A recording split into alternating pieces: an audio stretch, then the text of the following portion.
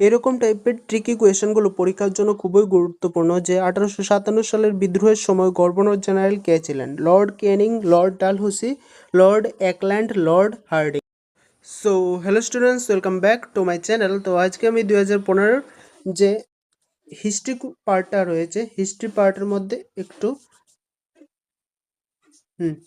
তো 2015 যে একটু দাঁড়াও, একটু অপেক্ষা করো, আমি এটা ঠিক করে নিই আগে। এবার ঠিক আছে। 2015 যে হিস্ট্রি পার্টটা রয়েছে, ঠিক আছে, 2015 যে প্রিভিয়াস ইয়ারের কোয়েশ্চেনটা রয়েছে ত্রিপুরা টেটের, সেই কোয়েশ্চেনটার মধ্যে যে হিস্ট্রি পার্টটা রয়েছে, সেই হিস্ট্রি পার্টের টোটাল 15টা কোয়েশ্চেন নিয়ে এই ভিডিওর মধ্যে আলোচনা করব, ঠিক আছে। তো চলো ভিডিওটা বেশি দেরি না করে শুরু করা যাক। তো হিস্ট্রি পার্টের যে প্রথম কোয়েশ্চেনটা রয়েছে সেটা হলো, the main occupation of the people of the Indus valley civilisation was. সিন্ধু সভ্যতার সময়ে মানুষের মূল পেশা ছিল। অপশনগুলো রয়েছে হান্টিং বা শিকার করা, এগ্রিকালচার বা কৃষি, ট্রেড বা বাণিজ্য, ক্যাটেল রিয়ারিং বা পশুপালন। তো এক্ষেত্রে যে একটু এক্ষেত্রে যে কারেক্ট আনসারটা হবে সেটা হবে আমার অপশন নাম্বার বি, কৃষি। মানে সিন্ধু সভ্যতার মানুষের মূল পেশা কী ছিল? কৃষিকাজ, ঠিক আছে।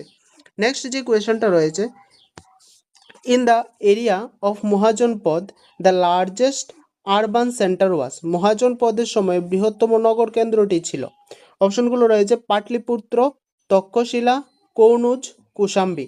তো এক্ষেত্রে যে কারেক্ট আনসারটা হবে সেটা হবে আমার option number A, Pataliputra. Pataliputra, ঠিক আছে। নেক্সট যে কোয়েশনটা রয়েছে, what is the meaning of the word Buddha. মানে বুদ্ধ শব্দটির অর্থ কী? এখন অপশনগুলো রয়েছে সর্বজ্ঞ ব্যক্তি, অ্যান্ড অল নোয়িং পারসন, চতুরম ব্যক্তি, the cleverest person, the wise one মানে জ্ঞানী ব্যক্তি, অহিংস অহিংসম অহিংসতম ব্যক্তি, the most non violent person. তো এক্ষেত্রে যে কারেক্ট আনসারটা হবে সেটা হবে আমার অপশন নাম্বার এ, সর্বজ্ঞ ব্যক্তি অ্যান্ড অল নোয়িং পারসন, ঠিক আছে। নেক্সট যে কোয়েশনটা রয়েছে, গৌতম বুদ্ধ অ্যাটেন্ড নির্বনা অ্যাট। মানে গৌতম বুদ্ধ যে স্থানে নির্বাণ লাভ করেন সেটি হলো, অপশনগুলো রয়েছে বুধগয়া, তারপরে রয়েছে সারনাথ, তারপরে হচ্ছে কুশীনগর, তারপরে হচ্ছে লুম্বিনী। তো এক্ষেত্রে যে কারেক্ট আনসারটা হবে সেটা হবে আমার option number C, Kushinagar. Next, which of the following Mughal emperor was literate. কোন মুঘল সম্রাট নিরক্ষর ছিল? অপশনগুলো রয়েছে বাবর, হুমায়ুন, আকবর, ঔরঙ্গজেব। তো এক্ষেত্রে যে কারেক্ট আনসারটা হবে সেটা হবে বাবর, ঠিক আছে। Next, the famous Dandi march of Mahatma Gandhi started from which of the following place. Mahatma গান্ধীর বিখ্যাত ডান্ডি মার্চ কোন স্থান থেকে শুরু হয়? পুরন্দর বন্দর, পোরবন্দর, তারপরে হচ্ছে ওয়ার্ধা, তারপর অপশন রয়েছে নাগপুর, তারপর রয়েছে আহমেদাবাদ। তো এক্ষেত্রে যে কারেক্ট আনসারটা হবে কি আমার অপশন নাম্বার ডি, আহমেদাবাদ।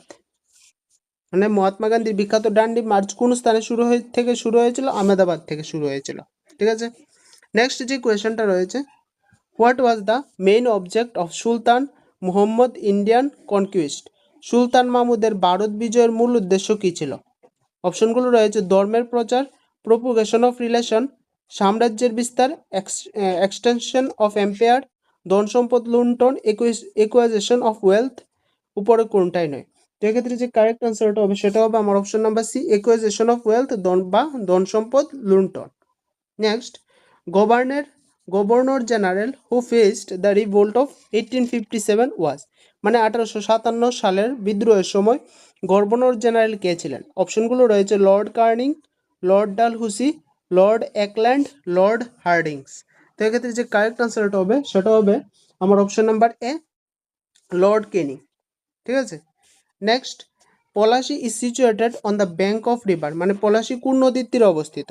অপশনগুলো রয়েছে গঙ্গা, দামোদর, ভাগীরথী, হুগলি। তো এক্ষেত্রে যে কারেক্ট আনসারটা হবে সেটা হবে আমার option number C, Bhagirathi. Next, young Bengal the pioneer of the young Bengal movement was. মানে ইয়ং বেঙ্গল মুভমেন্ট এর অগ্রদূত কে ছিল? অপশন রয়েছে কেশবচন্দ্র সেন, তারপরে হচ্ছে Henry Louis Vivian Derozio, Surendranath Banerjee, রাজা রামমোহন রায়। তো এক্ষেত্রে যে কারেক্ট আনসারটা হবে সেটা হবে আমার option number B, Henry Louis Vivian Derozio, young Bengal মুভমেন্টের অগ্রদূত।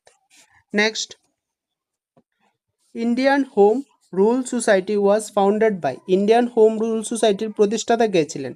অপশনগুলো রয়েছে এনি বেসান্ত, অরবিন্দ ঘোষ, রাধাকান্ত দেব, দাদাভাই নৌরোজি। তো এক্ষেত্রে যে আমার কারেক্ট আনসারটা হবে সেটা হবে আমার অপশন নাম্বার ডি, দাদাভাই Naoroji. Next, who among who among the following was not a leading exponent of the ভক্তি মুভমেন্ট? নিম্নলিখিত কোনজন ভক্তি আন্দোলনের মূল উদ্যোক্তা ছিলেন না? অপশনগুলো রয়েছে কবির, শঙ্করাচার্য, গুরু নানক, শ্রী চৈতন্য। তো এক্ষেত্রে যে কারেক্ট আনসারটা হবে সেটা হবে আমার অপশন নাম্বার বি, শঙ্করাচার্য। ঠিক আছে। Next, which act was the first step toward the development of education in India by the British? British দ্বারা ভারতে শিক্ষা উন্নয়নের জন্য প্রথম পদক্ষেপ হিসেবে কোন আইনটি মনে করা যায়? 1793 চার্টার আইন, 1833 ভারত শাসন আইন, 1853 চার্টার আইন, 1813 চার্টার আইন। তো এক্ষেত্রে যে কারেক্ট আনসারটা হবে সেটা হবে আমার অপশন নাম্বার ডি, 1813 চার্টার আইন। ঠিক আছে। নেক্সট যে কোয়েশ্চেনটা রয়েছে, the famous Ujjayanta place is located in? বিখ্যাত উজ্জয়ন্ত প্রাসাদ কোথায় প্রতিষ্ঠিত? অপশনগুলো রয়েছে উজ্জয়িনী, গোয়ালিয়র, আগরতলা, চিরুতগড়। তো এক্ষেত্রে কারেক্ট আনসারটা কি হবে? এক্ষেত্রে যে কারেক্ট আনসারটা হবে সেটা হবে আমার option number C, Agartala. Ujjayanta palace কোথায় রয়েছে? আগরতলায়। Next, Tripura was acceded to India on? Tripura ভারতের অন্তর্ভুক্ত হয়। অপশনগুলো রয়েছে 15ই আগস্ট 1947 খ্রিস্টাব্দে, 15ই সেপ্টেম্বর 1948 খ্রিস্টাব্দে, 15ই অক্টোবর 1949 খ্রিস্টাব্দে, 15ই নভেম্বর 1950 খ্রিস্টাব্দে। তো এক্ষেত্রে যে কারেক্ট আনসারটা হবে সেটা হবে আমার অপশন নাম্বার সি, 15ই অক্টোবর 1949 খ্রিস্টাব্দে।